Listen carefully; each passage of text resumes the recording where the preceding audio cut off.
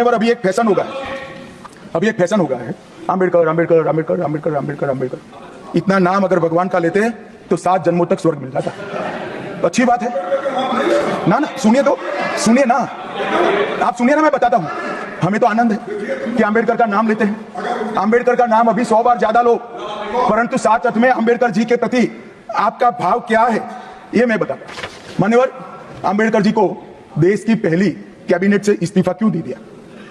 अंबेडकर जी ने कई बार कहा कि अनुसूचित जातियों और जनजातियों से हुए व्यवहार से मैं असंतुष्ट हूं, सरकार की विदेश नीति से मैं असहमत हूं और आर्टिकल 370 से मैं असहमत हूं। इसलिए वो छोड़ना चाहते थे। उनको आश्वासन दिया गया, आश्वासन पूरा नहीं हुआ। उन्होंने इग्नोरेंस के चलते इस्तीफा दे दिया। और एक श्री BC रॉय ने पत्र लिखा कि अंबेडकर और राजाजी जैसे 2 महानुभाव मंत्रिमंडल छोड़ेंगे तो क्या होगा। तो नेहरू जी ने उनको जवाब में लिखा है, राजाजी के जाने से तो थोड़ा बहुत नुकसान होगा, अंबेडकर के जाने से मंत्रिमंडल कमजोर नहीं होता है।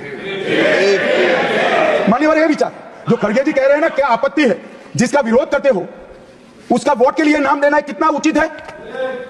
क्योंकि अब अंबेडकर जी को मानने वाले पर्याप्त संख्या में आ गए हैं, इसलिए आप अंबेडकर अंबेडकर कर रहे हो। देखिए, कांग्रेस पर हमले लगातार भारतीय जनता पार्टी के तमाम नेता करते रहते हैं।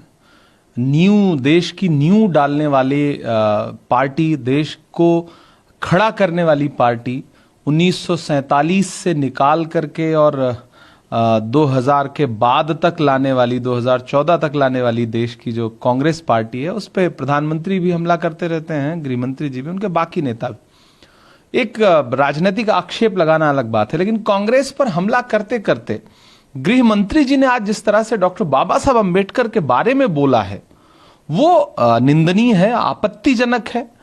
उन्होंने जो कहा कि आजकल एक फैशन बन गया है कि अंबेडकर अंबेडकर अंबेडकर अंबेडकर, अगर इतनी बार भगवान का नाम लेते तो स्वर्ग मिल जाता, यह निहायत ही आपत्तिजनक है।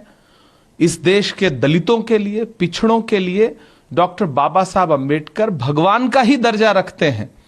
जो सम्मान, जो अधिकार, जो उनकी लड़ाई डॉक्टर बाबा साहब अंबेडकर ने लड़ी है, आप इस देश के दलित समाज के किसी भी व्यक्ति से पूछ लीजिए, वो कहेगा कि मेरे दिल में डॉक्टर बाबा साहब अंबेडकर के लिए एक अलग तरह का सम्मान है। तो गृह मंत्री जी कांग्रेस को कोसते कोसते जिस तरह उन्होंने डॉक्टर बाबा साहब अंबेडकर पे अटैक किया है, वो शर्मनाक है। और मुझे लगता है अमित शाह जी को, गृह मंत्री जी को इस बयान के लिए इस देश से माफी मांगनी चाहिए। दरअसल गृह मंत्री जी सदन में खड़े होकर के संविधान के 75 वर्षों पर चर्चा नहीं कर रहे थे, बल्कि चुनावी भाषण दे रहे थे। 75 वर्षों पर चर्चा करते करते अगर वो ईमानदार होते और एक सच्चे गृह मंत्री की भूमिका में होते, तो उन्हें पंडित जवाहरलाल नेहरू की प्रशंसा करनी थी, डॉक्टर बाबा साहब अंबेडकर की प्रशंसा करनी थी, मौलाना आजाद की प्रशंसा करनी थी, उन्हें महात्मा गांधी को याद करना था। लेकिन वो बस उनकी नजर में तो, भाजपा की नजर में, भाजपा के आनुषंगिक संगठनों की नजर में तो 2014 के बाद ही देश आजाद हुआ है। सारा क्रेडिट वो लेंगे, सारा कोसना उनको कांग्रेस पार्टी के लिए है।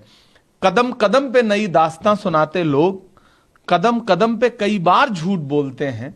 मैं सोचता हूं कि दम लें तो मैं उन्हें टोकूं, मगर ये लोग लगातार झूठ बोलते हैं। हर मुद्दे पर झूठ बोलना, नेहरू जी को क्रिटिसाइज करना, इंदिरा जी को क्रिटिसाइज करना। मुझे लगता है कि कम से कम सदन की जो मर्यादा है, वहां खड़े होकर के चुनावी भाषण नहीं करना चाहिए, और वो सत्ता पक्ष के लोगों को तो बिल्कुल नहीं करना चाहिए।